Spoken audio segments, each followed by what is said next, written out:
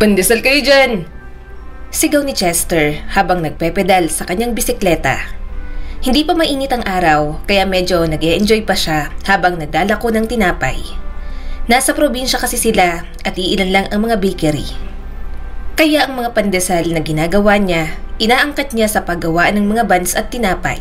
Mula gabi hanggang madaling araw, isa siya sa mga gumagawa ng mga tinapay kay Boss Tony at sa umaga naman, kumukuha rin siya ng mga pandesal dito para ilako at may kaunti siyang kita. Doble kayod para sa pangarap niyang bakery. Pandesal! Bili na kayo! Itatapon ko to! Sabi pa ni Chester at patuloy na pinindot ang kanyang potpot. Kuya! Pabili! Sabi ng batang lalaki sa kanya na marahil pinabili ng nanay. Tumigil naman agad siya at bumaba.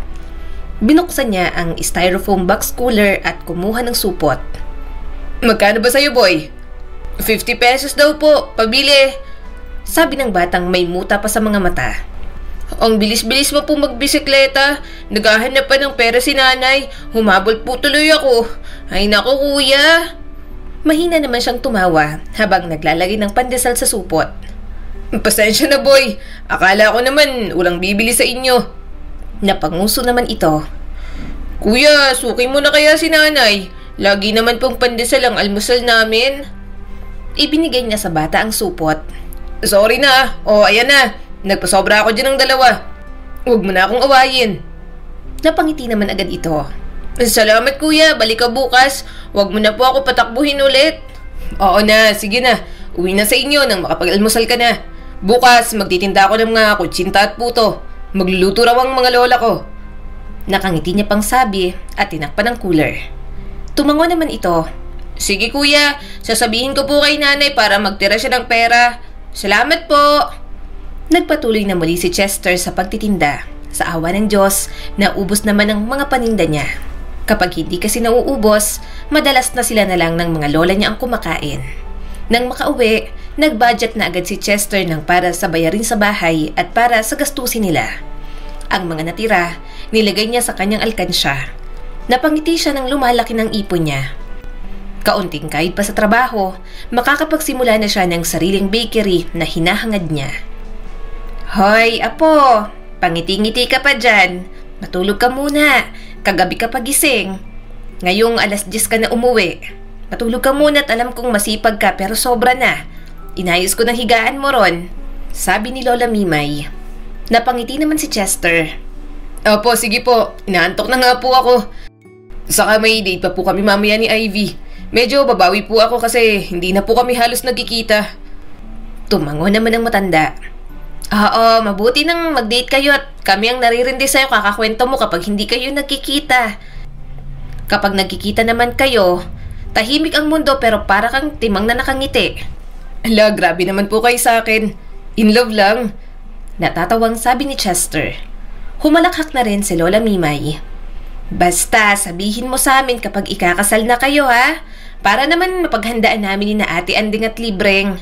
Paghahandaan nating lahat ang kasal ninyo. Abay, kahit mahirap tayo, nag-iisang apo ka namin kaya dapat ay bongga pa rin.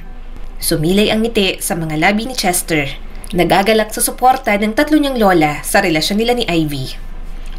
Medyo matagal pa ho yun. Saka na kapag nakatapos na po sa pag-aaral si Ivy at ako naman ho kapag may sariling bakery na. Gusto ko rin naman pong bigyan ng stable na buhay kayong mga lola ko. At ang bubuuin kong pamilya kasama po si Ivy. Darating din po tayo dyan. Tuwang-tuwa talaga siya sa kanyang mga lola. Kahit hindi siya tunay na apo ng mga ito, sobra-sobrang pagmamahal naman ang ibinibigay sa kanya ng tatlo. Kaya nga kahit relasyon nila ni Ivy, komportable din siyang ibahagi sa mga ito. Nang sumapit ang hapon, nakaupo si Chester at Ivy sa isang maliit na upuan sa may bangketa. Bahagyan ng humihina ang ingay ng mataong kalye kanina. Nagugutom na si Chester habang tumutusok ng kwek-kwek. Natigilan lang siya nang makitang parang walang gana si Ivy sa pagkain nito.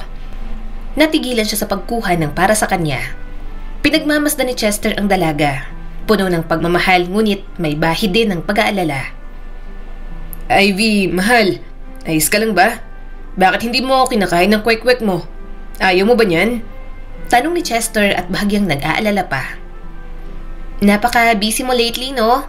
Mabuti na lang nag-aya kang lumabas ngayon. Nakita kita. May energy na ako ulit. Napaka-busy mo lately, no? Mabuti na lang nag-aya kang lumabas ngayon. Nakita kita. May energy na ako ulit. Napasulyap si Ivy sa kanya at tipid na ngumiti. Sorry, nalagi akong busy. Alam mo naman medyo demanding sa college tapos IT pang kinuha ko. Ikaw, kumusta ka na? Okay lang naman. Huwag kang mag-sorry. Naiintindihan ko naman. Sabi ni Chester. Pero miss na kita. Napapanaginipan na nga kita. Naririndi na raw ang mga lola ko. Hindi na, napigilang tumawa ni Ivy. Miss na rin kita, Chester. Pasensya na, marami lang iniisip. Kahit kasama kita, hindi ko maiwan-iwan ang problema. Medyo nakakapagod lang. Kumunot ang noo ni Chester at inabot ang kamay nito. Anong masakit? Gusto mo hilutin kita para naman gumanang loob mo. Naiintindihan ko. Kahit ako rin naman, kapag may mga problema ako, palagi kong iniisip. Nagsumikap ka ng husto, Ivy. Alam ko yun. Pero hindi mo kailangang pasanin lahat ng mag-isa. Nandito ako para sa'yo, okay? Kung may problema ka, sabihin mo lang sa akin. Baka naman matulungan kitang mabigyan ng solusyon kahit papaano. Bakas nga ang pagod sa mga mata ni Ivy at sinusubukang ngumiti ngunit nabigo pa rin. Stress ako sa pag-aaral. Actually, hindi lang ang pag-aaral mahal. Sa lahat na lang. Pakiramdam ko, hindi naiintindihan ng aking mga magulang ang struggles ko. Parang basta na lang may maibigay sila okay na tapos pwede na nilang isumbat sa akin in the future. Okay, sila nagbabayad for tuition fee ko. Pero yung ibang expenses, hindi na ako binibigyan. Kung ano-ano pang sinasabi sa akin. Naiintindihan ko na kailangan din nilang tustusan ng mga kapatid ko. Pero ang ayoko lang, napagbibintangan pa akong nagbubulakbol. Napilitan na nga akong mag-work ng part-time job para lang wala silang masabi. Kaso nakakapagod pala talaga. Parang walang puwang para huminga. Naninikip ang dibdib ni Chester habang nakikinig kay Ivy. Alam niya kung gaano kahirap ang mga magulang nito para mabigyan ito ng edukasyon. Ngunit hindi yun sapat. Kaya nga kahit gusto siyang pag-aralin ng kanyang mga lola, hindi na siya tumuloy. Matatanda na ang mga ito at mahal pa ang gusto niyang kurso. Ayaw niyang pahirapan pa ang mga lola na nag-alaga sa kanya. Oo, naiintindihan kita. Huwag kang mag-alala. Sige, ilabas mo lang yan. Bulong ni Chester. Kaya mo yan, Ivy. Laban lang. Huwag mong susukuan ang pangarap mo. Nagniningning ang mga mata ni Ivy sa magkahalong pagod at sakit. Gusto ko lang makatapos ng pag-aaral. Gusto kong gawin to. Pero sa ngayon, parang hindi pa ako nagkakaroon ng pagkakataong huminga. Marahang pinisil ni Chester ang kamay ng girlfriend niya. Saka siya huminga ng malalim. Dumukot siya sa kanyang bulsa at inilabas ang wallet. Curious na tumingin sa kanya si Ivy pero hindi muna siya nagsalita. Alam mo, sabi ni Chester habang binibilang ang pera na gusto niyang ibigay kay Ivy. Kahit na mahirap, hindi ako sumusuko. Ilang taon na akong ganito pero lumalaban pa rin ako. Kailangan ko kasing mag-ipon para sa pangarap kong bakery. Wala pa ako sa pangarap na yon pero darating din ako balang araw. Kaya huwag kang sumuko. Kaunting-kaunti na lang sa'yo, mahal. Kayanin mo pa rin dahil sasamahan kita. Saglit siyang nag-alinlangan at napatitig sa pera. Pero kailangan ng taong mahal niya, kaya ibibigay pa rin ni Chester. Gusto kong kunin mo to, Ivy. Alam kong kaunti lang to, pero sahod ko na yan ang buong linggo. Sana makatulong sa mga gastusin mo sa school, mahal. Napakurap si Ivy at mabilis na umiling. Hindi, Chester. Hindi. Pinaghirapan mo yan.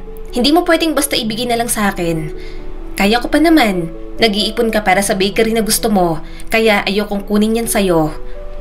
Napangiti si Chester na nakahawak pa rin sa kamay nito. Huwag kang mag-alala, Ivy. Kikitain ko pa naman to. Isang linggo lang naman at makakabawi rin ako. Mas kailangan mo to kaysa sa akin ngayon. At saka may oras pa para matupad ko ang pangarap kong bakery. Wala to kumpara sa hinaharap na gusto kong buuin kasama ka. Nanlambot ang mga mata ni Ivy habang nakatingin sa kanya. Chester, hindi ko alam kung paano ako makakabawi sa'yo. Sobrang bait mo palagi sa akin. Marahang idiniin ni Chester ang pera sa kamay ng dalaga. Puno ng pangunawa ang ekspresyon niya. Bakit? Ano ba dapat? Magiging masamang ugali ko sa'yo. Baka hindi mo ko kausapin kapag ginawa ko yun, mahal. Saka hindi mo naman kailangang bumawi. Gusto ko lang tumulong, mahal. Napatitig si Ivy sa pera. Palaging ipinagmamalaki ni Chester ang pagiging independent ng kanyang girlfriend. Gayunpaman, ayaw niyang natitinag ang suporta sa dalaga. Dahil kahit papaano, nararamdaman niyang kasama siya ni Ivy sa pag-abot ng mga pangarap nito. Sisiguraduhin kong babayaran kita. Bulong ni Ivy at bahagya siyang niyakap. Tumawa ng mahina si Chester. Alam kong gagawin mo. Ngunit sa ngayon, focus ka lang sa school, okay? Focus ka sa sarili mo. Basta palagi mo kong malalapitan kapag may kailangan ka. Tumango si Ivy. Salamat, Chester. Salamat sa pagmamalasakit at pagmamahal mo sa akin. Salamat din. Nakangiting sabi niya at hinaplos ang mukha nito. Kumain ka na. Ayokong nalulungkot ka dahil sa mga problema mo, mahal. Pagkatapos ng date nila, hinatid niya na rin naman pauwi si Ivy. Samantalang si Chester, naghanda na muli sa pagpasok sa trabaho. Naging ganoon na lang palagi ang routine niya pero palagi namang kontento ang kanyang puso. Chester, mabuti naman at umuwi ka na. Bulalas ni Lola Andeng sa kanya. Napangiti siya at nagmano sa kanyang 3 lola. Magkakapatid ang mga ito, isang byuda at 2 ang hindi na nag-asawa. Pero magkakaiba ang mga ugali ng mga ito. Si Lola Andeng ang pinakamabait sa lahat. Si Lola Mimay ang may pagkamaarte. At si Lola Libreng naman ang walang pasensya. Gayunpaman, pinagbubuklod pa rin ang mga ito dahil sa pagmamahal sa isa't isa at pati na rin sa kanya. Pinalaki siya ng mga ito ng may kabaitan at pagmamalasakit. Alagang-alaga siya ng mga maliligalig niyang lola kahit minsan ay nagiging pasaway pa siya noong bata. Hoy, Libreng! Kapal talaga ng mukha mong matanda ka. Sinuot mo na naman ang pangmalakasan kong damit sa pagsamba. Sabi ni Lola Mimay at halos sakalin na si Lola Libreng. Sumagot naman si Lola Libreng. Ate Mimay, nagninang ako sa kasal. Bagay naman sa akin. Sa akin na lang yun. Mataba ka naman. Anong mataba? Bulalas ni Lola Mimay. Nanlaki ang mga mata ni Chester. Nag-aaway na naman po kayo. Tumigil na po kayo. Mamaya, bigyan na naman po kayo ni Lola Andeng ng mga kutsilyo. Kayo ho talaga, para damit lang. Lumitaw si Lola Mimay mula sa kusina. Nagsisimula na naman ang mga pangit na to. Halina kayo, kumain na tayo. Apo, kain na. Hayaan mo ng mga lola mong loka-loka. Natawa na lang si Chester. Matatanda na ang mga kasama niya sa bahay pero talagang maiingay pa rin. Sumasaya ang bahay kapag nandoon silang lahat. Mas gugustuhin niya pang makitang nagbabangayan ang mga lola niya kaysa mayroong sakit ang isa sa mga ito. Mabuti na lang talaga, malakas pa ang 3 matanda. Gusto niya pang bumawi sa mga nagawa ng mga ito para sa kanya. Humalakhak si Chester at niyakap ang bawat isa sa mga ito. Ang iingay niyo po talagang lahat. Hindi matigil ang mga bibig. Kamusta po kayo? Napangiti si Lola Andeng sabay buntong hininga. Iniisip ko lang ang mga dating araw. Kapag nakikita ka naming malaki na, naiisip din namin kung gaano na talaga kami katanda. Alam mo, bago tayo lumipat dito, simpleng kasambahay lang ako at wala talaga akong balak magkaroon ng pamilya. Hindi ko akalaing mapupulot ka namin ng mga kapatid ko sa may tapat ng pinto namin. Tipid siyang napangiti. Alam niya naman ang kwentong yon. Hindi niya alam kung pinabayaan ba siya. Pero ang alam niya, kahit na pinabayaan si Chester, masaya siyang naging pamilya niya ang kanyang 3 lola ngayon. Kaya hindi siya nakakaramdam ng kahit na anong kakulangan. Kaming 3, hindi kami nagkaroon ng sariling mga anak. At nang dumating ka sa amin, alam namin kailangan ka naming alagaan. Pero matatanda na kami kaya apo ka na lang namin. Nakangiting sabi ni Lola Mimay. Tila pinupuno ng init ang puso ni Chester. Hindi niya nakilala ang kanyang tunay na mga magulang, ngunit ang mga babaeng nasa harap niya, nahigitan lahat ng mga hindi pinatamasa ng mga magulang niya. Binigyan siya ng mga ito ng tahanan, pamilya, at walang katapusang pagmamahal. Tama na nga yan, nagbabalik tanaw pa kayo. Kumain na tayo bago pa lumamig ang pagkain. Sambit naman ni Lola Libreng at pinaupo na siya sa harap ng lamesa. Tumawa si Chester at kumagat sa umuusok na pagkain. Sobrang saya talaga niya kapag sabay-sabay silang kumakain. Hindi palaging nauubusan ng kwento ang kanyang mga lola. Habang kumakain sila, bukas ang TV sa sala. Bukas yon dahil nanonood ang mga lola niya ng paboritong show ng mga ito. Napatingin si Chester doon nang magpakita ang isang patalastas para sa isang pastry competition. Ikaw ba ay isang naghahangad na aspiring pastry chef na walang formal na degree ngunit maraming taon ng karanasan? Kung ganon, pwede kang maging susunod na ultimate pastry chef. Narito na ang season 2 at naghahanap kami ng mga panadero tulad mo. Ready ka na ba? Halina at sumali ka na. Bumagal ang panguya ni Chester sa pagkain. Napanood niya na ang season 1 ng competition na yun dati. Natutuwa siyang manood lalo na kapag mga tinapay ang mga ginagawa.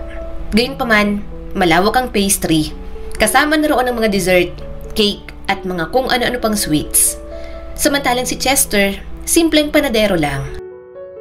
Mga tinapay lang talaga ang kanyang ginagawa. Pero kung may pagkakataon, gusto niya ring matuto ng iba.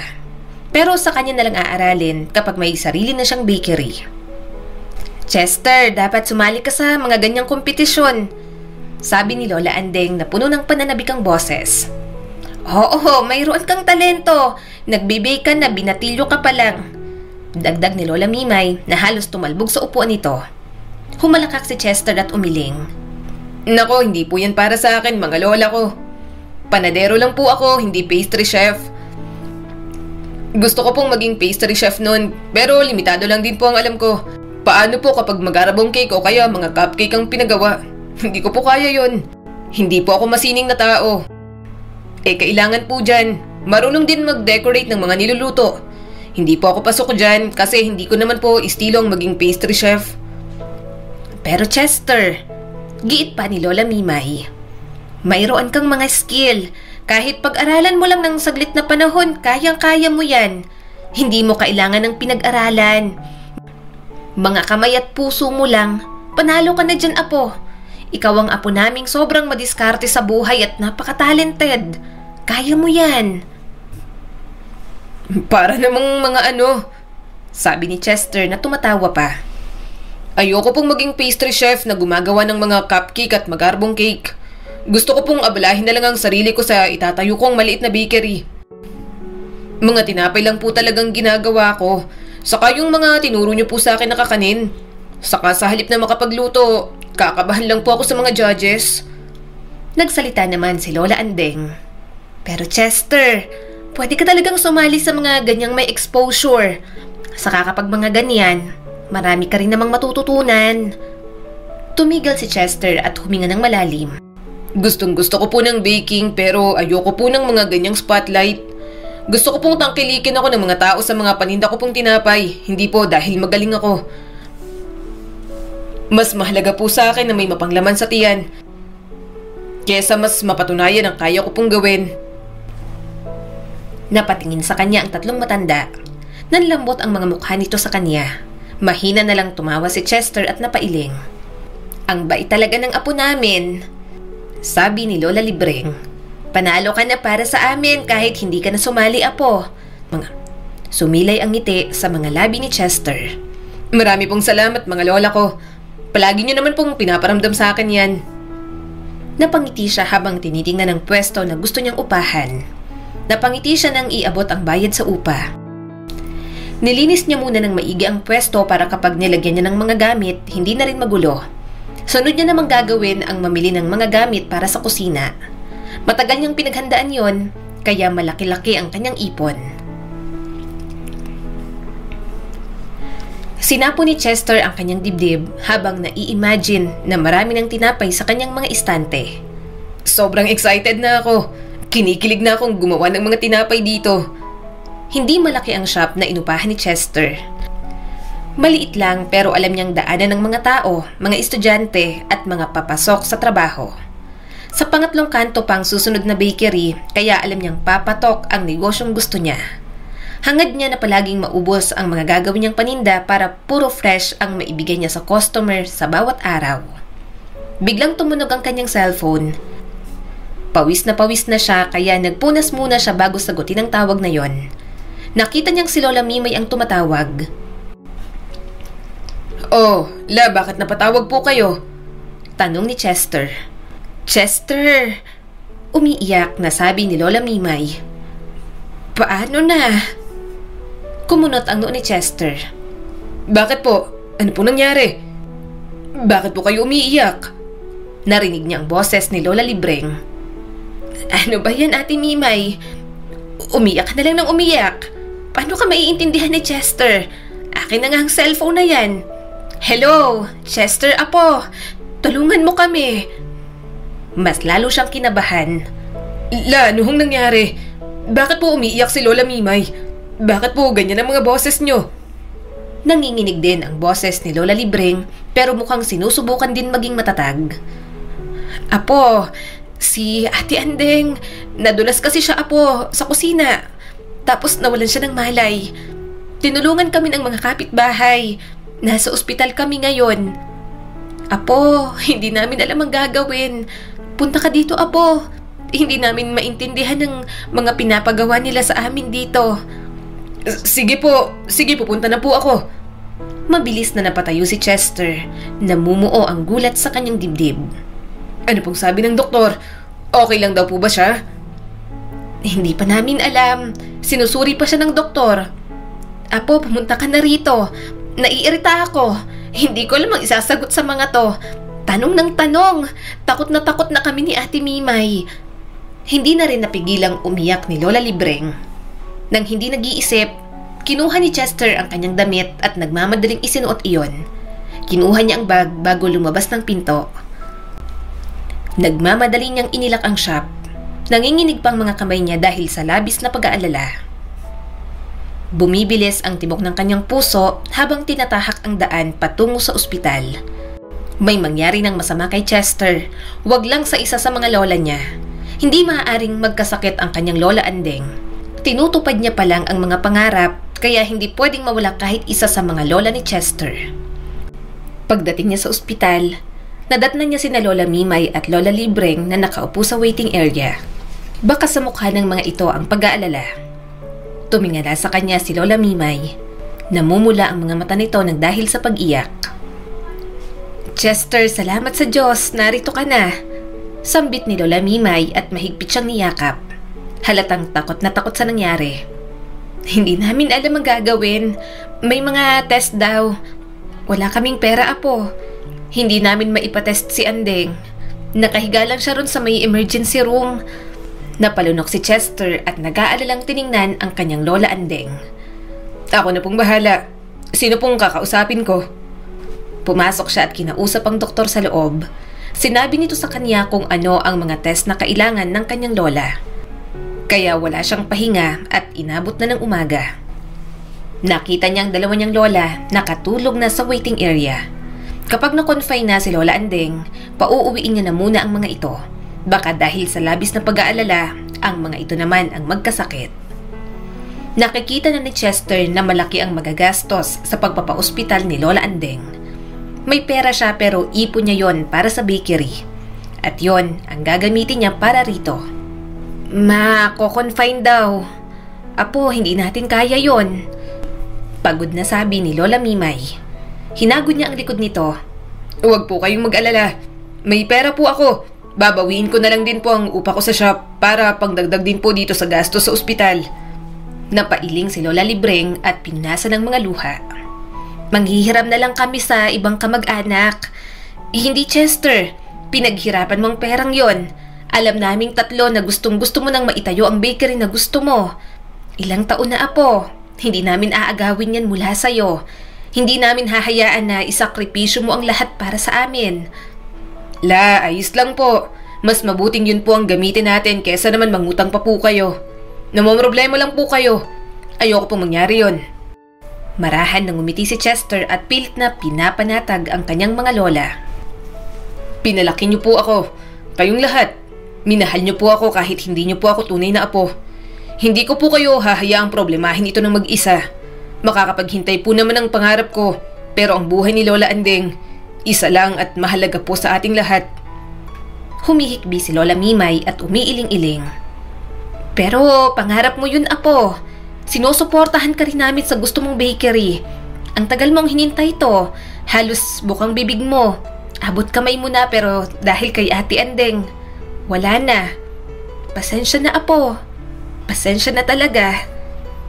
Lumuhod si Chester sa harap ng mga ito at hinawakan pa ang mga kamay. Mahal ko po kayong lahat. Hindi ko po kaya kung nasaan ako ngayon kung wala kayo. Binigyan niyo ako ng buhay na masasabi kong masaya at payapa. Inalagaan niyo po ako nung kailangan ko. Hindi niyo po ako kaano-ano pero mahal na mahal niyo po ako. Ngayon, turn ko na para alagaan po kayong tatlo. Makakapag-ipon naman po ako ulit. Mas mahalaga po kayo ngayon sa akin kasi pamilya ko po kayong tatlo. Tahan na po.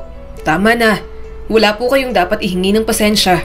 Pinunasan ni Lola Mimay ang mga mata. Nakatingin sa kanya na may halong lungkot at pasasalamat. Pero Chester, sana huwag mong isipin na pinipigilan ka namin sa mga pangarap mo, ha? Umiling naman ang binata. Hindi ko po iniisip yan. Lagi niyo po akong binibigyan ng kalayaan na abutin ang aking mga pangarap. Hindi ko po kayo pababayaan. Mahal na mahal ko po kayong tatlo. Nakaupo doon ang dalawang matandang babae. Niyakap niya ng mahigpit ang mga ito nang magsimula na namang umiyak.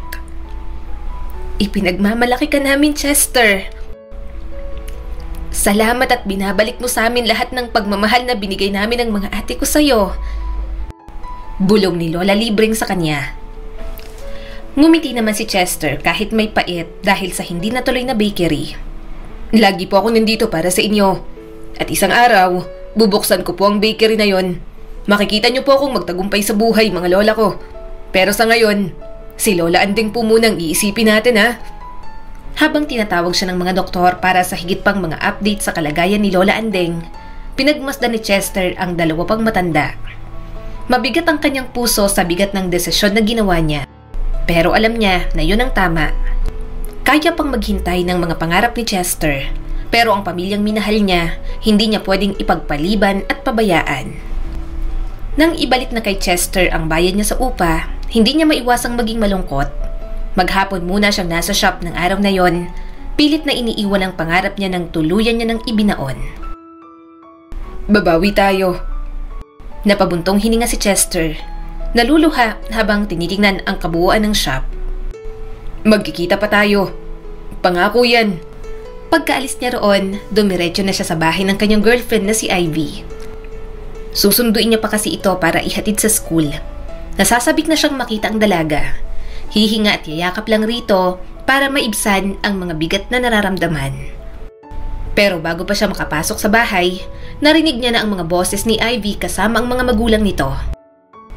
Bahagyang nakaawang ang pinto at naririnig niya ang mga magulang ni Ivy na nakikipag-usap sa dalaga sa sala. Nag-alinlangan si Chester. Hindi sigurado kung dapat ba siyang kumatok o maghintay ng mas magandang sandali nang hindi niya sinasadyang marinig ang pag-uusap ng mga ito. Ivy, kailangan mong isipin ang kinabukasan mo. Maotoridad na sabi ng ama ng girlfriend ni Chester. Nag-aaral ka ng IT sa college para umayos ang buhay mo tapos ang boyfriend mo, ganyan lang. Sinasayang mo lang ang oras mo sa tulad niya. Isang panadero na walang degree. Marami ka pang mahahanap na mas okay kesa dyan sa boyfriend mo ngayon. Huwag kang masyadong magseryoso dyan. Naninikip ang dibdib ni Chester. Dumadagdag sa bigat na nararamdaman niya nitong mga nakaraan. Alam niya naman na iba ang pagtingin ng mga magulang ni Ivy sa kanya. Para sa mga ito, isa siyang klase ng lalaki na hindi nababagay sa anak ng mga ito. Isang lalaki na walang maibubuga sa buhay. Nilalagay niya rin naman ang sarili sa sitwasyong iyon. Kung may anak si Chester, hindi niya rin papayagang mapunta ang anak niya sa wala pang nararating. Papa, wag niyo naman pong pagsalita ng ganyan ng boyfriend ko. Bahagyang tumaas ang boses ni Ivy. Mabuti po na tao si Chester at marami siyang pangarap sa buhay. Maayos din po siyang napalaki ng tatlo niyang lola kahit mahirap lang po ang mga buhay nila. Nagsusumikap naman po ang boyfriend ko na magkaroon ng magandang buhay. Hindi niyo lang po nakikita ngayon, lagi din po siyang nandyan para sa akin. At iniintindi kapag may problema po ako. Hindi po siya mayaman pero sobra-sobra na po siya para sa akin. Hindi niyo lang po alam pero palagi niya po akong sinusuportahan. Hindi niyo lang po talaga siya kilala. Narinig din ni Chester ang malamig at nadidismayang boses ng nanay ni Ivy. Anak, kailangan mong maging makatotohanan dito. Malapit ka nang makatapos sa college. Makakakuha ka ng magandang trabaho at pagkatapos, makakahanap ka rin ng matinong lalaki kesa kay Chester. Pumili ka naman ng lalaking may maipagmamalaki. Yung makikita mong may kinabukasan. Anong gusto mo? Panadero ang maging asawa mo. Tapos naglalako lang ng pandesal tuwing umaga? Wala siyang maibibigay sa'yo na higit na matatamasa mo once na nagtrabaho ka na anak. Kaya habang maaga pa, hiwalayan mo na yan. Kapag nakakita ka ng mas maayos na lalaki, walang problema kasi single ka naman. Napapikit si Chester at kumuyom ang mga kamao. Noon pa man, alam niyang hindi lubos na nauunawaan ng mga magulang ni Ivy ang kanyang buhay. Hindi niya matanggap na tinutulak ng mga ito na hiwalayan siya ni Ivy. Hindi lang siya tindero sa kalye ng mga pandesal o ng mga kakanin ng mga lola niya. Nagtatrabaho siya at nagsusumikap para sa pangarap na kanyang hinahangad. Please, tumigil na po kayo. Huwag niyo naman po sanang bastusin ang boyfriend ko sa harap ko. Matatag ang boses na sabi ni Ivy. Huwag niyo po siyang insultuhin. Opo, hindi po nag-aaral si Chester. Pero siya lang po ang isang lalaking nakita ko na may mga pangarap, ambisyon at pagmamahal. Napakaswerte ko po sa kanya at hindi ako mangmang para pakawalan pa siya. Sobrang sweet niya po sa akin. Maalaga at palagi pong nakikinig. Napangiti si Chester. Mahina siyang natawa kahit maraming problema. Kayang-kaya pa rin talaga siyang patawanin at pakiligin ni Ivy kahit matagal nang sila. Grade 9 pa lang, sila na ng dalaga. Nagsimula sila sa puppy love hanggang sa naging totoo at malalim ng pag-ibig. Nagpatuloy pa si Ivy. Nagtatayo po siya ng sarili niyang bakery. Wala pa man pero future na po namin palagi ang iniisip niya. Siya po ang taong nandyan para sa akin sa lahat ng bagay. Siya po ang nagpapasaya sa akin. At yun lang po ang mahalaga. Hindi po ako hahanap ng mas matino at mas maayos dahil para po sa akin, pinakamatino at pinakamaayos na po ang boyfriend ko. Sana makita niyo po yun. Kumabog ang puso ni Chester sa parehong pagmamalaki at kalungkutan. Ramdam niya ang init ng depensa ni Ivy. Bumubuhos ang pagmamahal ng dalaga sa kanya sa mga salita nito. Ngunit kasabay noon, hindi niya maiwasang maramdaman ang bigat ng panghuhusga ng mga magulang nito sa kanya. Hindi siyang inaasahan ng mga ito para sa anak at masakit yon para kay Chester. Ayoko na pong makarinig pa ng tungkol dito. Mariing sabi ni Ivy. Masaya po ako kay Chester at hindi ko hahayaan ng sino man lalo na hindi po kayo ang magsabi sa akin kung sino ang dapat kong makasama. Siya po ang gusto ko at hindi ko po siya hihiwalayan dahil lamang po sa ganyang kababaw na rason. Sandaling natahimik ang paligid at naiisip ni Chester na nakatayo doon si Ivy. Kumikislap ang mga mata sa determinasyon. Huminga ng malalim si Chester at umatras mula sa pinto. Dahan-dahan siyang naglakad palabas sa gate. Ayaw niyang madama ni Ivy na kailangan nitong mamili sa pagitan niya at ng mga magulang nito. Gusto niya rin namang makuha ang boto ng ama at ina ni Ivy sa kabila ng mga pangiinsulto ng mga ito sa kanya. Chester! Mahinang tawag ni Ivy kaya napalingon siya. Bahagya itong tumakbo at niyakap siya ng mahigpit. Alam kong narinig mo. I'm sorry sa sinabi nila. Hindi nila naiintindihan. Pero mahal kita at lagi akong nasa tabi mo. Hindi ako makikinig sa kanila. Hindi ako makikipaghiwalay sa'yo. Ngumiti si Chester kahit na malungkot. Alam kong hindi nila ako gusto para sa'yo. Wala akong degree at hindi ko pa eksaktong nagagawa ang gusto ko. Pero gusto kong patunayan sa kanila at sa'yo na worth it ako. Gusto kong ipakita sa inyo na kaya ko namang ibigay sa mahal ko ang kinabukasang nararapat para sa'yo. Humakbang si Ivy palapit sa kanya at inabot ang kamay niya para hawakan. Wala kang kailangang patunayan sa akin, Chester. Para sa akin, sobrang dami mo nang maibibigay para sa akin. Mahal kita bilang ikaw at proud ako sa lahat ng ginagawa mo. Naniniwala ako sa'yo palagi. Marahang pinisil ni Chester ang kamay ng dalaga. Pilit na inaalis ang lungkot na nananatili pa rin. Sana makita din niya ng mga magulang mo. Tipid na ngumiti si Ivy. Hintay, makikita nila kung gaano kita kamahal, kung gaano mo ko kamahal, at yun lang ang mahalaga.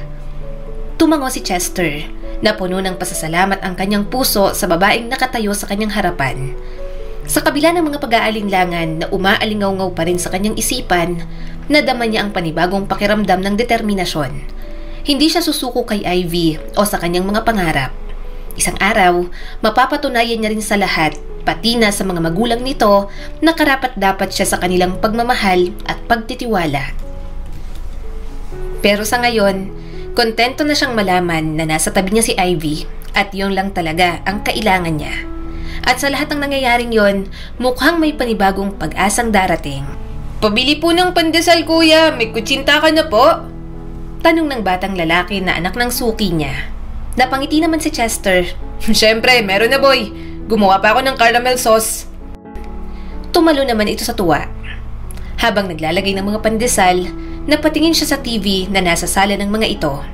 Bukas ang telebisyon at nakita niya na naman ang patalastas na yon.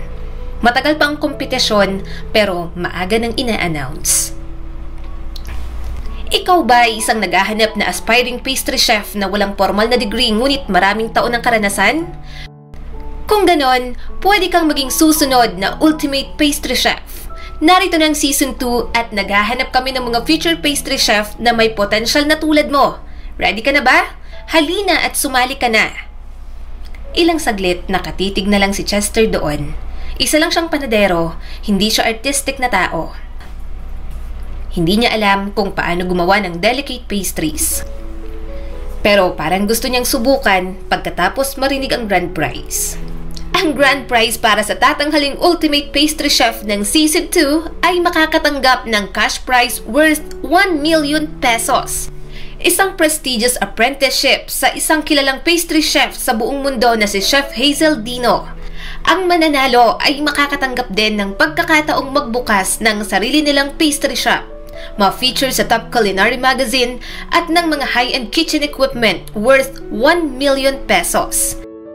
May chance din ang winner ng season 2 na mag-host ng sariling baking show and will receive exclusive culinary training. Kuya, yung kutsinta po. Bulalas ng bata sa kanya. Umawang ang bibig ni Chester. Sorry. Sorry, ano yun? Nanonood kasi ako ng TV ninyo. Napakamot naman ito ng ulo. Kutsinta po, pabili rin po kami ni nanay. Kuya, bakit po kayo lutang? Natawa naman si Chester. Hindi ako lutang. Pasensya na. Hindi mawala sa isip niyang napanood. Yun na yata ang sign ni Lord sa kanya. Isang pagkakataon na yon upang mapatunayan ang kanyang sarili. Isang pagkakataon upang ituloy ang kanyang mga pangarap kahit na tila imposible.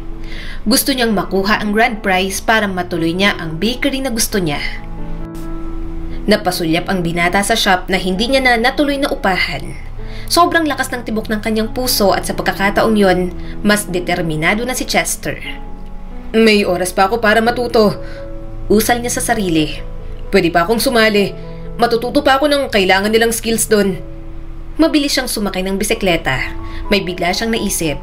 Nang hapong yon, nagtungo siya sa lugar na pinagtatrabahuhan niya, kung saan nagluluto siya ng mga pandesal at iba pang mga tinapay kasama ang kapwa niya panadero. Sa pagpasok ni Chester, ang mainit na amoy ng bagong lutong tinapay kahapon ang tumama sa kanya. At saglit na nakaramdam siya ng kaunting pag-asa. Siya ay nagtrabaho roon sa loob ng maraming taon. Kaya rin natuto talaga siya at minahal ang pagiging panadero. Ngunit ngayon, oras na para gawin ang susunod na hakbang para matawag niya talagang tunay na panadero ang sarili. Lumapit si Chester sa kanyang amo. Boss Tony, pwede bang makahingi ng pabor? Nagtaas ng kilay si Tony. Anong pabor naman yan, Chester? Kung babalik ka ng sahod, pasensya na't wala akong mapapabali ngayon. Hindi pa na ipapadeliver ang mga tinapay. Hindi po yun, boss. Iniisip ko lang po kung pwede po akong makigamit ng kusina pagkatapos po ng trabaho sa umaga. Kapag po tapos na po tayo sa paggawa ng mga order. Sabi ni Chester na medyo kinakabahan. Kailangan ko lang pong magsanay. Magsanay na sa paggawa po ng iba't ibang uri ng pastry. Kahit ilang araw lang po bago po ako makapag-audition sa show. Curious na tumingin sa kanya si Boss Tony. Pastries? Show? Bakit? Ano bang meron? Hindi man komportable, sumagot pa rin si Chester. Meron competition po kasi sa TV. Yung Ultimate Pastry Chef at gusto ko po sanang subukan ng kapalaran ko, boss. Mga tinapay lang po ang alam ko sa kapagawa ng mga kakanin. Kaya hindi po ako confident na sumali. Pero gustong-gusto ko po talaga. Kaya gusto ko pong matutunan kung paano gumawa ng mga cake, ng tarts at basta malayo po sa mga pandesal at mga simpleng tinapay. Gusto ko pong subukan. Sa tingin ko po, ito na po ang pagkakataon ko. Nagtawanan ang ibang mga trabahador sa shop na kanina pang nakikinig. Napangisi naman ang isa sa mga ito na si Mike. Ikaw, pastry chef? Hanggang pandesal ka lang. Hindi ka mananalo sa mga ganyan. May mga experience lang talagang may pag-asa sa mga ganyang kompetisyon. Hindi alam ng mga ito na may pangarap siyang magtayo ng sariling bakery. Hindi naman din kasi siya pala kwento. Ayaw niya ring nakakausap ang mga katrabaho niya dahil nagpaplastikan lang ang mga ito sa isa't isa. Talagang nandoon lang siya para magtrabaho. Kung may nakakaalaman ng passion niya, si Boss Tony lang iyon. Nakaramdam ng pagkapahiya si Chester ngunit hindi siya umatras. Seryoso naman po ako. Huwag niyo naman po akong pagtawanan. Alam ko pong marami akong dapat matutunan, kaya nga po magsasanay po ako para hindi ko rin mapahiya ang sarili ko kapag nag-audition. Nagtaas ng kamay si Tony para pigilan ang panunukso. Sige na. Hoy Mike, tigilan mo tong bata. Hindi niyo ba alam ng sipag-sipag nito? Suportahan niyo na lang.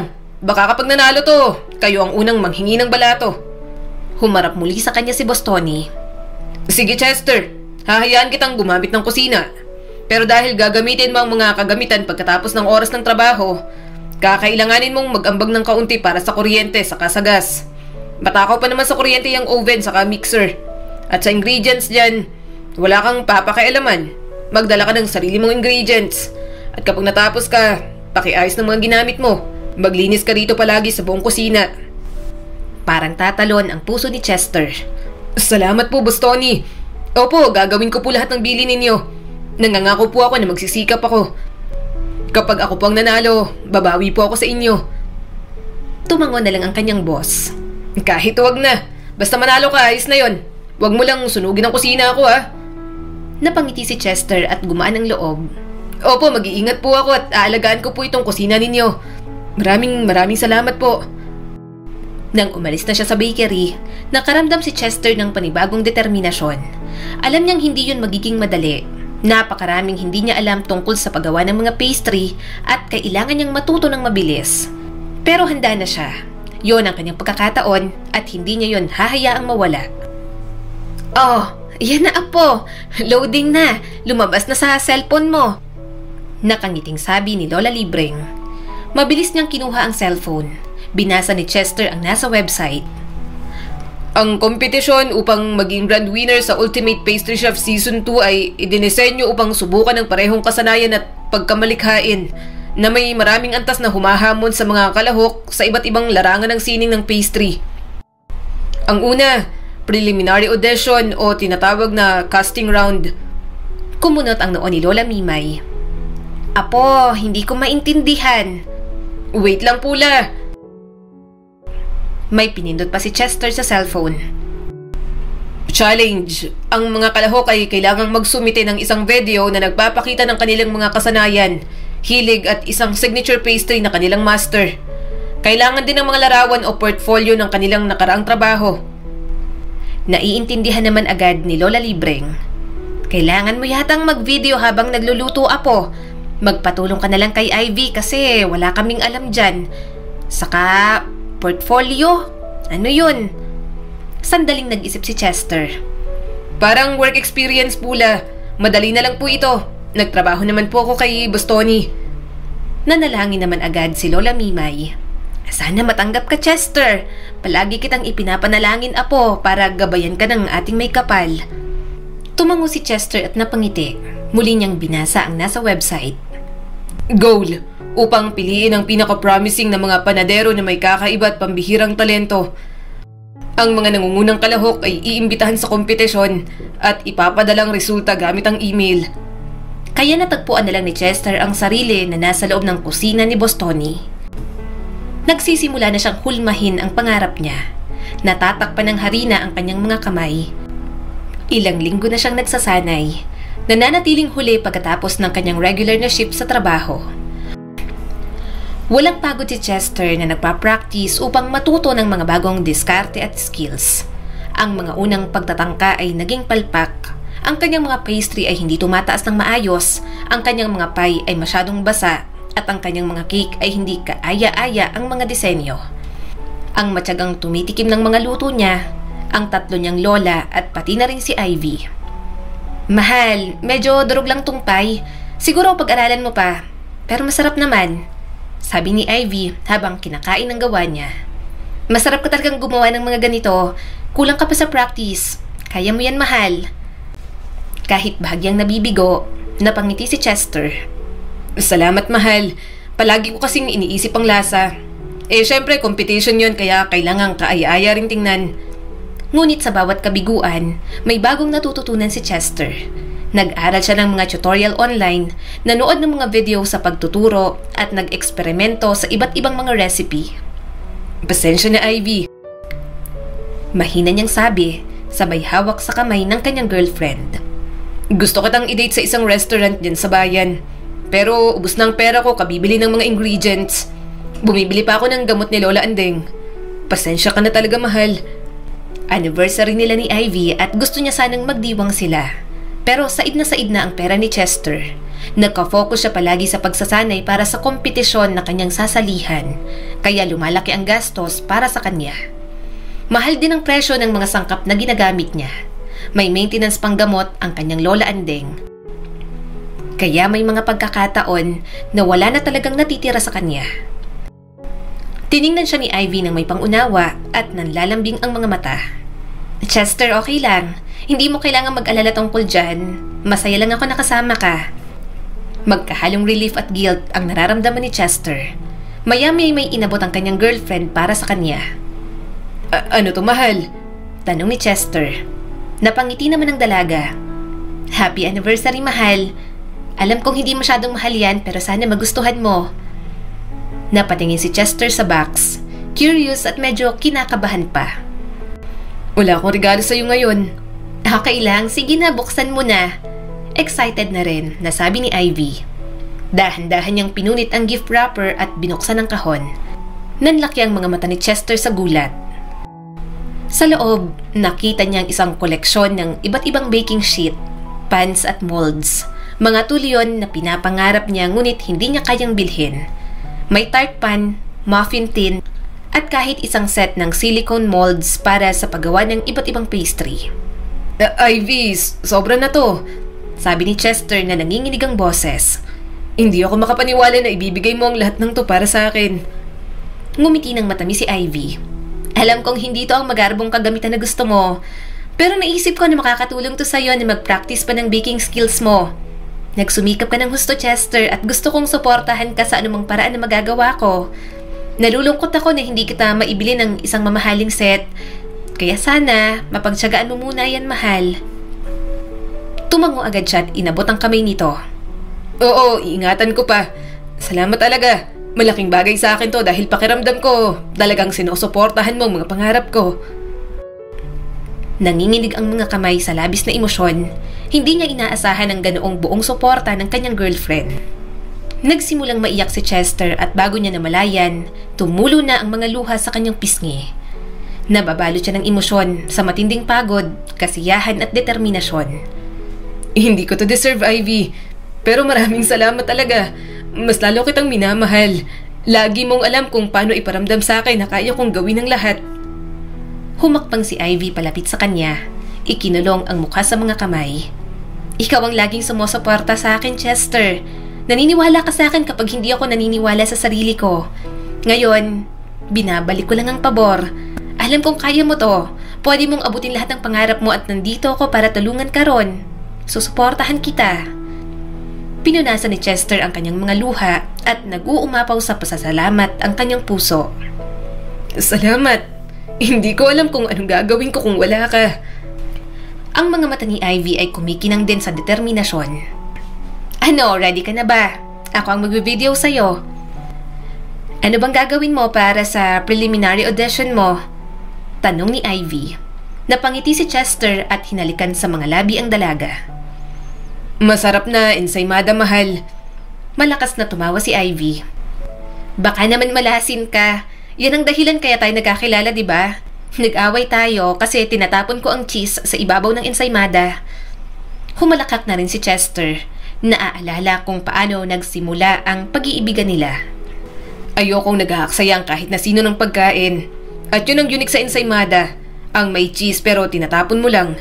Pero simula nang maging magkaibigan tayo at maging magkasintahan, ako na palagi ang kumakain ng cheese sa ibabaw ng ensaymadang paborito mo. At mamalasin? Paano mamalasin kung may pagmamahal ko namang gagawin? Doon nagsimulang love story natin. Kaya ensaymada ang gagawin ko para sa audition. Natagpuan na lang ni Chester ang sarili na nagsasalo sila sa mainit na halik ni Ivy. Natigilan lang sila nang hindi sinasadyang nahulog ang mga kagamitan sa kusina. Natatawa silang tumigil at bumaba naman sa lamesa si Ivy. Ang kulit kasi, nagkakalat pa sa kusina ng boss mo. Natatawang sabi ng kanyang girlfriend. Happy anniversary, mahal. Humalakak naman si Chester at kinindatan si Ivy. Kapag nagkaroon ako ng sariling kusina, pangako ko sa'yo, doon natin gagawin ang panganay natin. Napairap naman si Ivy. Baliw ka, ang kalat mo talaga. Gusto ko, sa kwarto ang first night ko, hindi sa kusina. Ayusin mo na yan. Set up ko ng camera ko. Hindi na napigilan ni Chester ang kanyang kaligayahan. Sa tabi ni Ivy, pakiramdam niya ay posible ang lahat. Mas nararamdaman ni Chester na nasa tamang landas na siya. At sa pagmamahal at suporta ng mga taong nagmamahal sa kanya, alam niyang kakayanin niya ang lahat sa abot ng kanyang makakaya. Congratulations! Nakapasok ka sa susunod na round ng Ultimate Pastry Chef Competition. Malakas na basa ni Chester para marinig ng mga lola niya. Halos hindi siya makapaniwala. Napabuntong hininga siya ng pinindot niyang email at mabilis na binasa ang mensahe. Saglit na nakaupo lang si Chester at nanginginig ang mga kamay. Kahit nagtatatalo na sa tuwa ang mga lola niya, parang ang hirap pa ring paniwalaan. Mga lola ko, nagawa ko. Nakapasa ako sa preliminary audition. Pupunta po ako sa susunod na round sa Maynila. Basag ang boses ni Chester habang sinasabi ang mga salita ng malakas. Nagyakapan silang tatlo. Natatawa naman si Lola Andeng na nakaupo sa kama. Ay, Chester, alam namin na makakapasa ka dyan. Ang galing-galing ng apo namin. Bulalas ni Lola Libreng. Lagi kang determinado. Simula pa lang to, apo. Oo, nagsusumikap ka ng husto at ipinagmamalaki ka namin. Sambit naman ng naluluhang si Lola Mimay. Panonoorin ka namin. Mapapanood ka na namin sa TV. Napuno ng luha ng pasasalamat ang mga mata ni Chester. Salamat po sa inyong lahat. Hindi ko po ito magagawa kung wala po ang inyong pagmamahal at suporta. Ipinapangako ko pong uuwi po ako rito ng panalo. Pagkatapos ng ilang minuto ng masayang pagdiriwang, kinuha ni Chester ang kanyang cellphone at mabilis na denial ang numero ni Ivy. Nanginginig pa ang mga kamay niya sa excitement. Nang sumagot si Ivy, mahina at mainit ang boses nito. Pero rinig na rinig niya ang kuryosidad sa tono ng dalaga. Mahal, anong nangyayari? Tunog mo parang sobrang excited. Natatawang sabi ni Ivy. Ivy, sabi ni Chester halos hindi napigilan ng saya. Nakapasa ako. Mag-move ako sa susunod na round ng kompetisyon. Nagawa ko na, mahal. Sobrang saya ko. Alam kong malayo pa pero ang saya-saya ko talaga. Mahihimigan ang saya sa boses ni Ivy. Chester, ang galing mo talaga. Alam kong kaya mo. Proud na proud ako sa'yo. Lumakas ang tibok ng puso ni Chester sa boses nito. Thank you, Ivy. Hindi ako makapaniwalang nangyayari na talaga. Gagawin ko ang lahat para manalo. Gusto kong patunayan sa'yo, sa mga magulang mo. Gusto kong ipakita sa kanila na karapat-dapat ako para sa'yo. Na kaya kitang alagaan at buuin ang future na gusto nating dalawa. Chester, mahina ngunit mariinit ang sabi. Hindi mo kailangang patunayan kahit kanino, lalo na sa mga magulang ko ang sarili mo. Yan ang pangarap mo at kailangan mong gawin para sa'yo, hindi para sa iba. Gawin mo yan dahil nagpapasaya sa'yo. Umupo si Chester sa maliit na sofa sa sala. Lumalabo ang kanyang paningin kasabay ng pagtulo ng luha sa mga mata. Palagi kang naniniwala sa akin. Palagi kang nandyan para sa akin kahit na mahirap ang mga bagay. Nandito lang ako palagi para sa'yo, Chester. Palagi ko namang sinasabi sa'yo to. Malambot at puno ng pagmamahal ang boses ni Ivy. Kahit anong mangyari. Pinunasan ni Chester ang mga mata at pilit na pinipigilan ang mga luha. Salamat. Pinaparamdam mo sa akin na kaya kong gawin ang lahat. Ipinapangako ko, gagawin ko ang aking makakaya.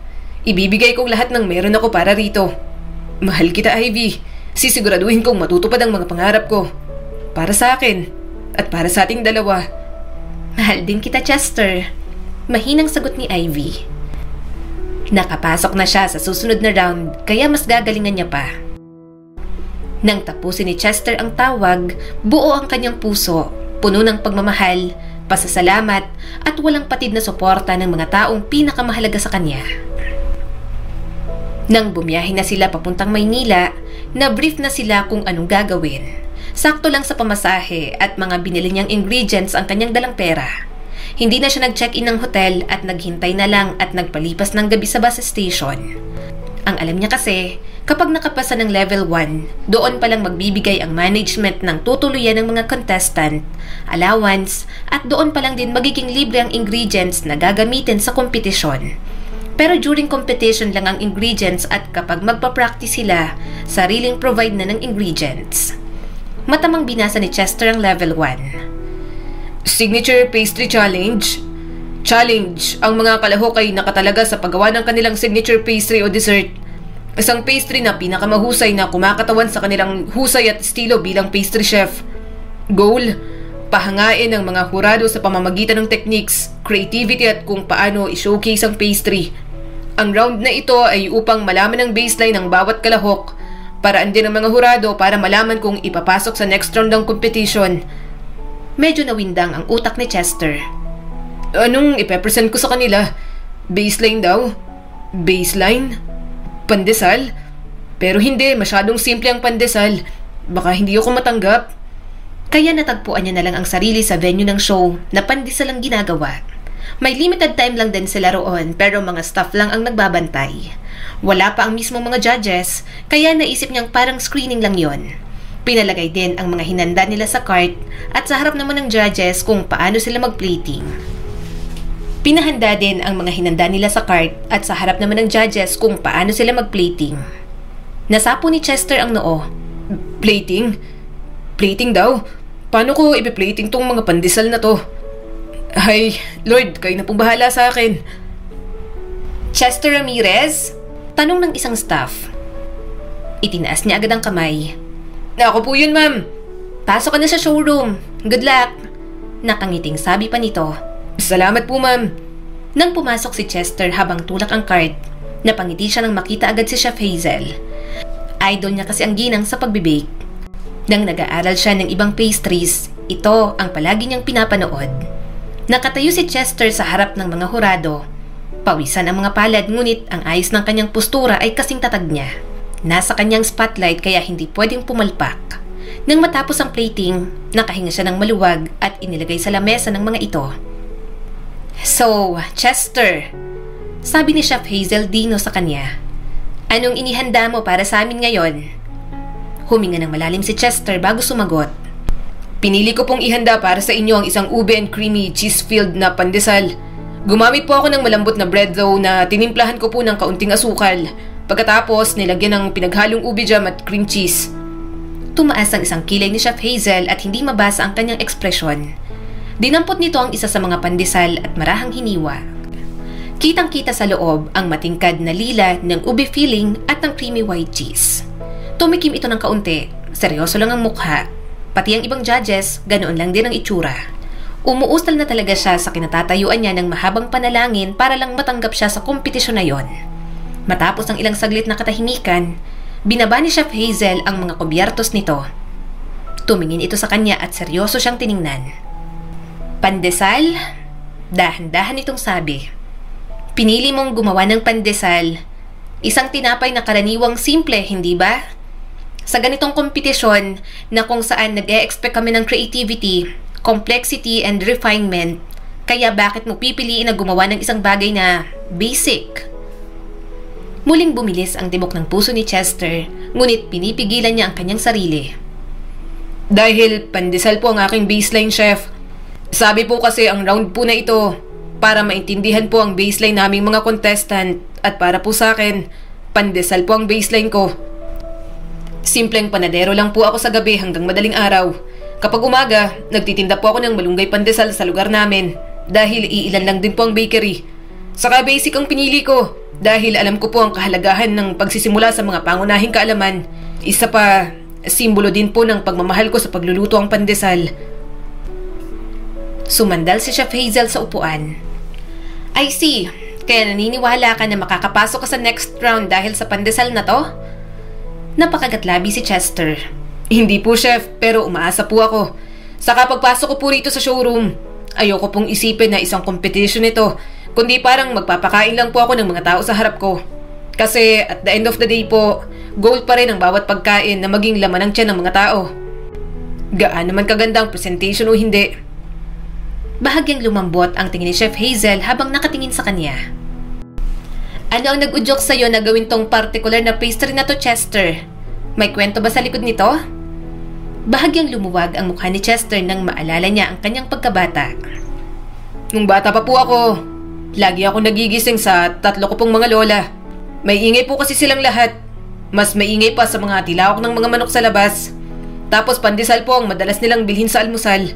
Palagi pa pong mainit at fresh kasi po nidalakad pa po ng lola libreng ko ang 4 na kanto para lang makabili. Sausaw ko lang po sa kape nun. Masayang masaya na po ako. Simple lang po pero masaya. Doon po nagsimulang pagmamahal ko sa paggawa ng mga tinapay. Nabalot ng matinding katahimikan ng silid habang sinusuri ng judges ang kanyang mga salita at dinalang pastry. Nakatayo doon si Chester, nakakuyom ang mga kamay at tahimik na nananalangin. Sa wakas, tumayo si Chef Hazel. Naglakad ito palapit sa kanya. Sumunod naman ang ibang judges. Saglit na kinabahan si Chester kung ibibigay na ba sa kanya ang hatol. Inabot ni Chef Hazel ang isang apron sa kanya. Chester, welcome to the Ultimate Pastry Chef Competition Season 2. Umawang ang bibig niya at nanginginig ang mga kamay na tinanggap iyon. Salamat po. Maraming salamat po. Tumulo ang mga luha sa kanyang mga pisngi. Isang bugso ng damdamin ang bumaha sa kanyang dibdib. Nagawa niya. Ngunit hanggang gusto niyang matikman ng tagumpay, alam ni Chester na simula pa lang. Isang bagong paglalakbay ang paparating at handa na siya sa anumang susunod na mangyayari. Sa mga sumunod na round, sumabak si Chester sa kung ano-anong mga challenge. Sa awa ng Diyos, hindi pa siya naliligwak. Nasasarapan ng mga judge sa ginagawa niya at hindi pa siya pumapalpak. May mga kaunting po na rin naman pero sobrang kaunti lang na hindi nakakaapekto sa standing niya sa competition. Now, para maging espesyal ang round na to, nag-imbita kami ng mga guests na titikim sa mga gawa ninyo. So, eto na sila, sabi ng host. Napatingin agad si Chester sa pintuan. Lumabas ang mga kapamilya ng iba't ibang contestant. Nanginig agad ang mga labi niya nang makita si Lola Mimay. Tumakbo agad siya at niyakap ang kanyang lola. La, hindi niyo man lang po sinabi. Umiiyak niyang sabi rito. Tumawa naman ito at hinagod ang kanyang likod. Tahan na, Apo. Nanonood kami sa TV. Ang galing-galing mo palagi, Apo. Proud na proud kami sa'yo. Nagbato-batopik pa kami ni Libreng. Mas maganda ako kaya ako ang nanalo. Sayang naman, makikita na ako sa TV. Nasaan ang camera, Apo? Ituro mo, bilis. Magpapakyut ako. Kahit naluluha, natawa na lang si Chester. Itinuro niya ang camera sa pinakamaarte niyang lola. Gusto niyang makita sina Lola Andeng at Lola Libreng pero alam niyang isa lang ang kailangan kaya naiintindihan niya kung si Lola Mimay lang. Pero nagulat siya nang si Ivy pala ang naghatid sa matanda. Chester, ang higpit ng yakap mo, natatawang sabi ni Ivy. Miss na miss mo na ako? Tumango siya kaagad. Sobra! Ngayon ko lang naisip, hindi ko pala kayang LDR. Nasa Maynila lang ako para magkakasakit na agad ako kapag hindi kita makita. Napangiwi naman si Lola Mimay. Grabe naman yan, Apo. Lalanggamin na ako sa inyo. Pareho na lang silang natawa ni Ivy. Nang araw na yon, pinasyal niya muna ang mga ito sa malalapit na lugar. Hinatid niya na rin sa sakayan ng bus para makauwi na. Kahit saglit lang yon, masaya siya at lalong lumakas ang loob niya sa contest. Close na close ka sa lola mo. Isa ba siya sa mga lola na sinasabi mo sa unang round? Tanong ni Chef Hazel sa kanya nang matapos na ang shoot para sa interview sa mga contestant. Tumangon naman agad si Chester at napangiti. Opo, Chef. isa pa lang po yun. Pero kapag nagsama-sama na, mas lalo na po silang magulo. Bahagyang na-curious ang ginang. Pwede ko bang maitanong, bakit tatlong tinuturing mo na lola? Sumagot naman si Chester. Ampun lang po ako. Magkakapatid po silang tatlo. Napulot lang po nila ako sa harap ng pinto ng bahay nila. Tapos, kinupkup na po nila ako at itinuring na parang kanila. Napangiti naman si Chef Hazel. Kaya lumaki kang sweet at mabait. Mababaw din ang emosyon mo. Pinalaki ka ng maayos ng mga lola mo. Napangiti naman si Chester. Maraming salamat po. Ginagawa ko to para sa kanila. Sa pagpapatuloy ng show, napunta naman sila sa round na kung saan lahat ng gagawin nila, kailangan nilang maibenta. Paramihan at ang team na may pinakamaraming maiibenta ang siyang mananalo. Anong gagawin natin? Tanong ng leader ng team nila. Nag-usap-usap naman ang mga ito, nagbigay ng mga suggestions. Maya-maya, may naisip si Chester. Wala tayong ideya kung sino ang mga magiging customer natin at ano ang kinuha ng management. Pero kanina kasi, nang bumili ako ng shuglo sa malapit, mas marami akong nakitang matatanda sa paligid. So, para pasok sa panlasa nila, gumawa tayo ng mga paninda na hindi masyadong matamis, malambot at madaling madigest. Simplehan lang natin kasi ang goal naman ng round na to ang makabenta ng mga paninda natin. Paliwanag ni Chester sa mga ito. Yun na nga ang ginawa nila. Tinanggap ng leader ang kanyang suggestion. At hindi nga siya nagkamali. Puro matatanda ang naging customer nila. At sa huli, sila ang maraming naibenta kaya sila ang nanalo at mag-move forward sa next round. Matiwasay naman ang pagsali niya sa kompetisyon, pero may mga tao talagang gustong gawing miserable ang kanyang buhay. Sa tingin mo, napakatalino mo, hindi ba, Chester? Mapanuyang tanong ni Aaron, isa rin sa contestant sa kompetisyon. Natigilan si Chester. Dahan-dahan siyang lumingon para tingnan si Aaron. Namumula sa frustration ang mukha nito. Ang karaniwang kalmado nitong kilos, napalitan ng matinding galit. Anong nangyayari, Aaron? Tanong ni Chester at sinusubukang maging kalmado. Bigla na lang siyang bahagyang itinulak na Aaron. Ikaw at ang team mo ang problema ko. Pati na yung pagiging bida-bida mo. Yabang-yabang mo porke ikaw nangunguna dito. Nakalagpas kayo sa kota kasi madaya ka. Alam mo na kung sinong bibili sa inyo. Kaya't nagtagumpay kayo. Mandaraya ka. Napakurap si Chester at natigilan. Mandaraya? Ano ba nagsasasabi mo? Naningkit ang mga mata ni Aaron at nakakuyom ang mga kamao sa tagiliran. Huwag mo akong paglaruan.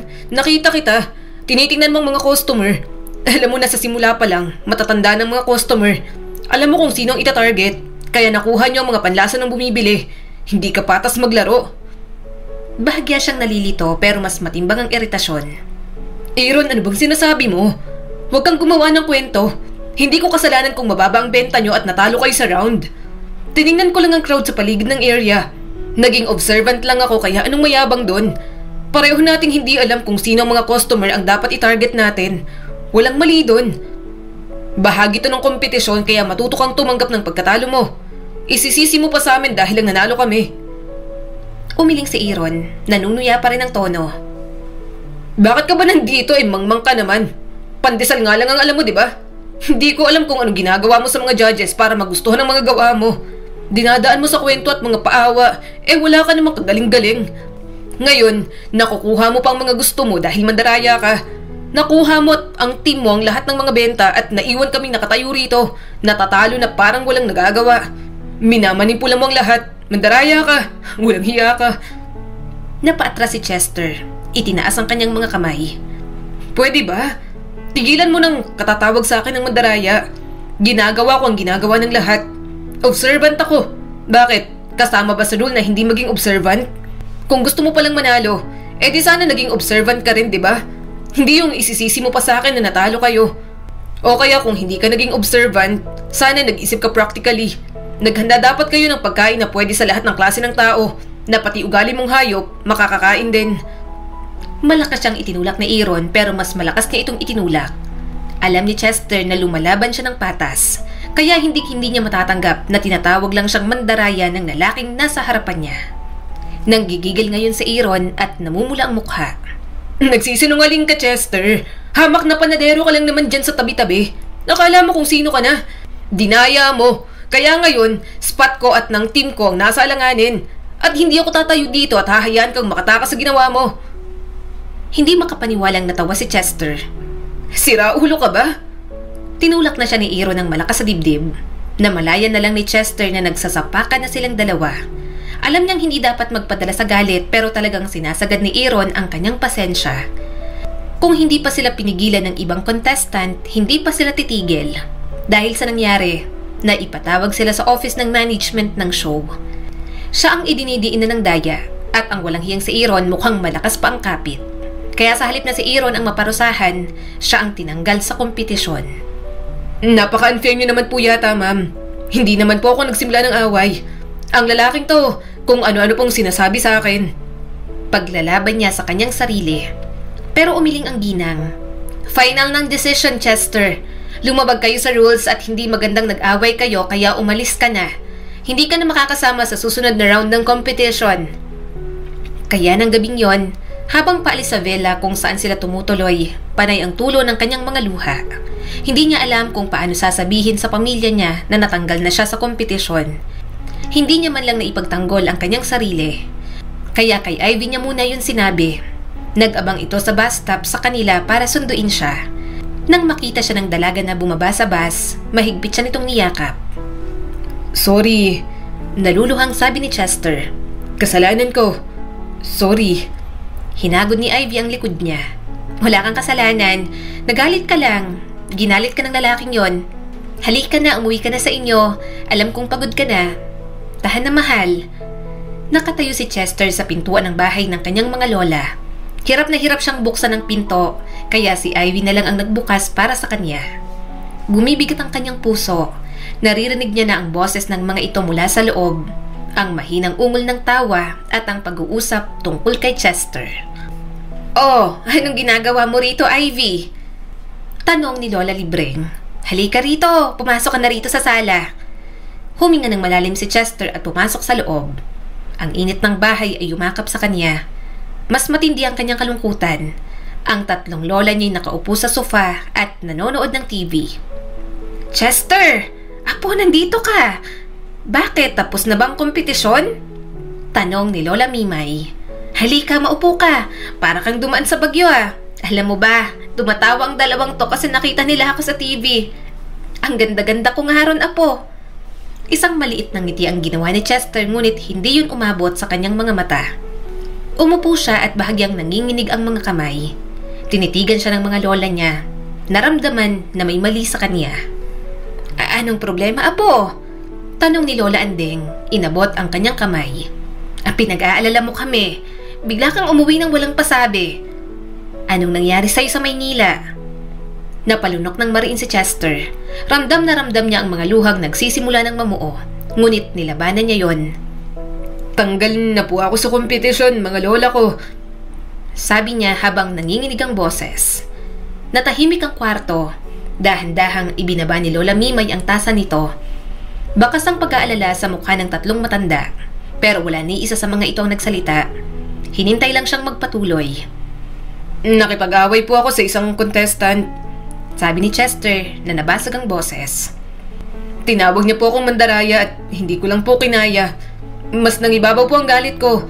Hinayaan ko po siyang lumapit sa akin. I'm sorry po. Alam ko pong binigo ko kayong lahat. Tuluyan ang bumagsak ang mga luha sa pisngi ni Chester.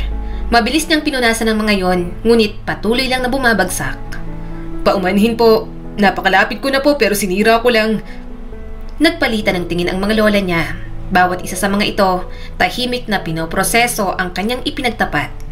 Ngunit sa pagtataka ni Chester, wala sa mga ito ang mukhang bigo. Hindi siya pinagalitan o sinabi sa kanya kung gaano siya kamangmang at kapabaya. Sa halip, niyakap siya ng mga ito. Ang apo talaga namin, oo. Sabi ni Lola Libreng. Chester, wala kang sinira. Hindi ka isang kabiguan. Maaring sabihin ng mga tao ang lahat ng uri ng mga bagay upang sirain ka. Ngunit hindi yun kailanman naging totoo. Tama! Sabi ni Lola Mimay at mas niyakap pa siya. Hayaan mo ng mga nang-away sa'yo, Apo. Para sa amin, talented ka at hindi ka mandaraya. Hayaan mo at makakahanap ka rin ng ibang paraan para matupad mo ang mga pangarap mo, Apo. Hindi ito ang katapusan. Malay mo naman, may ibang plano pa sa'yo ang Diyos, hindi ba? Umiling si Chester, hindi makatingin sa mga mata ng mga ito. Pero gusto ko po sanang manalo sa contest na yun. Pinaghirapan ko po yun ng sobra. Apo, walang paghihirap na nalagpasan mo ang hindi binibigyan ng Diyos ng biyaya. Marahang sabi ni Lola Andeng. Hindi nangangahulugang hindi ka nanalo sa isang pagkakataong ito, hindi ka na makakahanap ng isa pang pagkakataon. Baka mas maganda pang ibigay sa iyo, Apo. May paraan ng Diyos sa paggabay sa atin ng hindi natin inaasahan, Chester. Minsan, may dahilan ang mga bagay. Gusto lang sabihin ng may kapal sa'yo na may iba pang landas na nakalaan para sa'yo. Natahimik ang hikbi ni Chester at napabuntong hininga na lang. Sa unang pagkakataon, nakaramdam siya ng kislap ng pag-asa pagkatapos ng gulong nangyari. Ang kanyang mga lola, hindi nagalit o nabigo. Hindi sinasabi sa kanya na sumuko. Sinasabi lang mga ito sa kanya na okay lang na madapa na ang kabiguan ay hindi permanente. Tama po kayo. Bulong ni Chester at nanginginig ang boses ngunit mas malakas na ngayon. Hindi po itong katapusan. Tama yan, Apo. Sabi ni Lola Libreng na sumilay ang ngiti sa mga labi. Halina kayo, kumain na ba kayo? Kumain na kayo, kararating lang. Iyakan agad ang nangyari. Napuno ng init ng kanilang pagmamahalan ang bahay na yon. At sa wakas, pinayagan ni Chester ang kanyang sarili na magpahinga. Hindi siya nag-iisa, kasama niya ang mga taong nagmamahal sa kanya. Kaya alam niyang magiging okay lang ang lahat. Pero mukhang magiging mabilis na lang na babalik ang biyaya. Dahil sa pagbukas niya ng pinto, nagulat siya nang makita si Chef Hazel sa harap ng pintuan ng bahay nila. Chef Hazel, ano pong ginagawa niyo po rito? Tanong ni Chester, labis na nagtataka. Halika, pasok na po kayo. Pasensya na po sa bahay namin, maliit lang. Nanlaki ang mga mata ni Chester nang makita ang arenola ng Lola Libreng niya. Ay nako talaga, makakalimutin sa arenola. Ako na naman ang pagtatapunin. Nakakahiya, may bisita pa. Lola Libreng! Sa tawag niyang yon, lumabas ang tatlo niyang lola. Mabilis niya namang itinabi muna ang arenola ni Lola Libreng sa kwarto. Natatawa naman ang lola niyang pabaya. Pasensya na, Apo. Alam mo naman ang lola, makakalimutin na. Napakamot na lang si Chester. Ay nako la, kaya nagagalit si Lola Mimay kasi pabaya ka po sa mga gamit. Alam niyo naman po na maarte yon. Nang maasikaso niya na ang kailangan ng iba pang matanda, saka naman siya lumapit kay Chef Hazel. Pasensya na po, naghintay pa po kayo. Ang dami po kasing kailangan ng mga lola kapag umaga. Ano nga po palang sadya niyo, Chef Hazel? Bahagyang napayuko si Chef Hazel at bakas ang matinding kalungkutan sa mga mata. Nandito ako para sabihin sa'yo na kasali ka sa wildcard competition. Nanlaki ang mga mata ni Chester. Talaga po? Tumango naman ito. Oo. Napangiti naman siya. Maraming salamat po. Pangako po, gagalingan ko po talaga. Titig na titig naman sa kanya si Chef Hazel at parang kinakabisado ang mukha niya. Kaya bahagya siyang nagtaka. Maya-maya'y napatingin ito sa istante na may mga picture frame noong bata pa siya, binatidyo pa, at family picture kasama ang mga lola niya at pati na si Ivy. Mukhang lumaki kang masayahing bata. Garal-galang boses na sabi ni Chef Hazel. Napangiti naman siya at tiningnan ang family picture nila. Pinalaki po ako ng mga masasayahin at mababait kong mga lola. Yung dalaga naman po nakatabi ko, ang magandang girlfriend ko po yan. Napayuko ito at tumingin sa matatanda. Alam niyo po ba kung paano napunta sa inyo si Chester? Kumunot ang noo ni Lola Andeng. Ha? Alam mo? Natagpuan lang namin siya sa tapat ng pinto namin noon sa Laguna.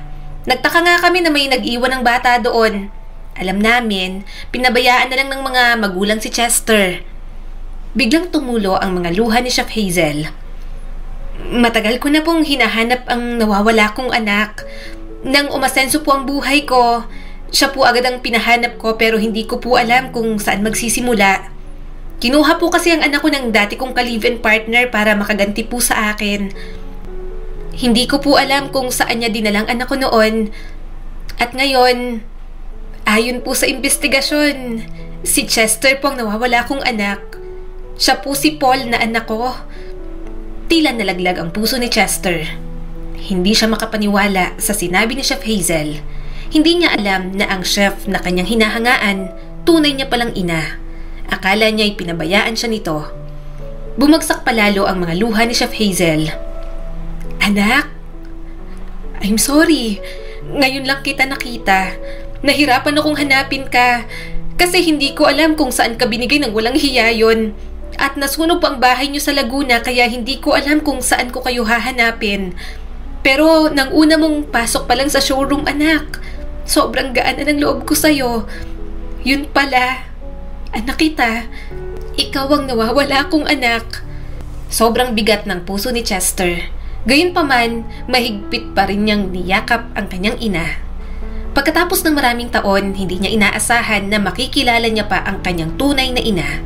At sa dami ng mga tao sa mundo, si Chef Hazel pa talaga ang nanay niya na labis din siyang nangungulila. Dahil sa kompetisyon, hindi na muna nila sinabi sa lahat na anak siya ni Chef Hazel.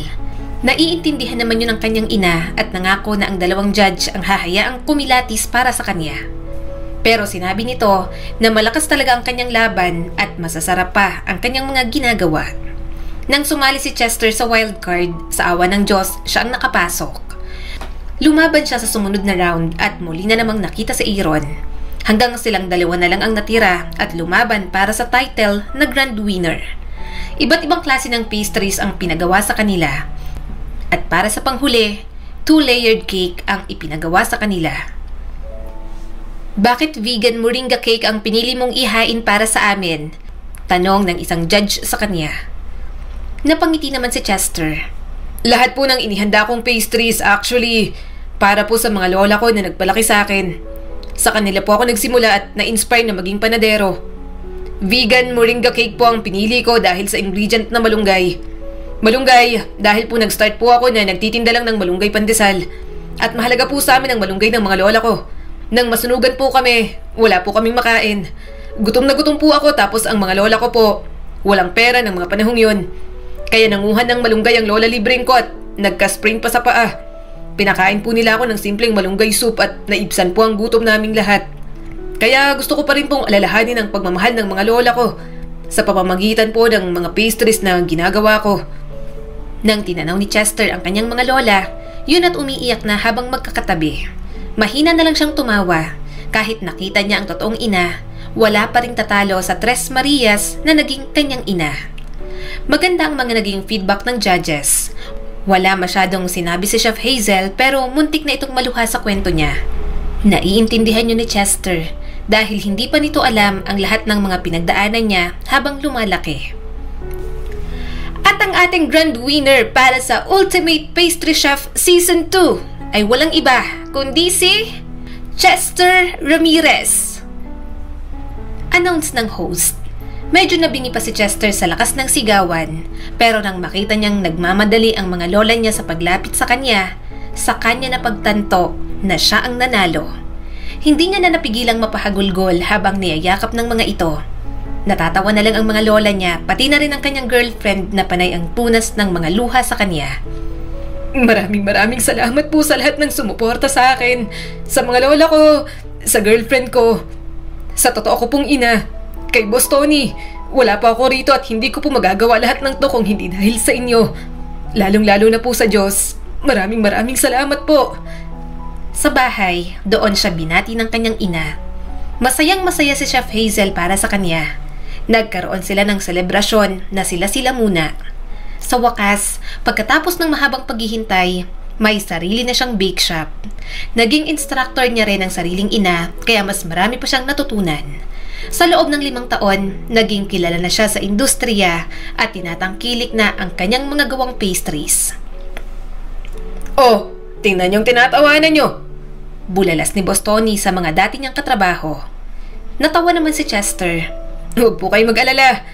Ako pa rin po to. Kayo talaga. Halina po kayo, pasok na. Salamat po sa pagpunta sa birthday ng Lola Mimay ko. Lalabas yun mamaya, nakaprinsesa. Ipaparanas na ang debut at gusto raw pong bago mawala sa mundo, makapag-inarte muna. Nagtawa na naman ang mga bisita nila. Nakita niya rin ang pamilya ng mag-inang suki niya sa pandesal. Nababoy, ang laki mo na. Baka naman naliligaw ka na dyan. Pangaasar niya pa. Tumawa naman ang bata. Hindi nga po ako crush ng crush ko, kuya. Mahina na lang siyang tumawa. Maya-maya ay nagsimula ng party. Katabi niya ang kanyang ina at pati na rin si Ivy. Pinagmamasdan lang nilang mag-enjoy ang mga matatanda.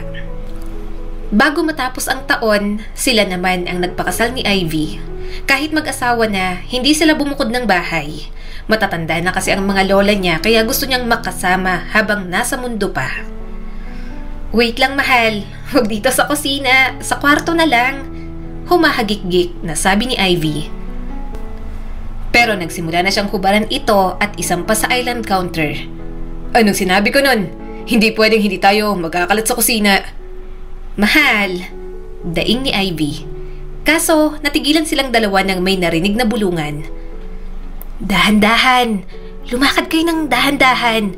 Gumagawa sila ng baby. Pumunta na tayo sa taas. Baka maudlot pang apo natin sa tuhod.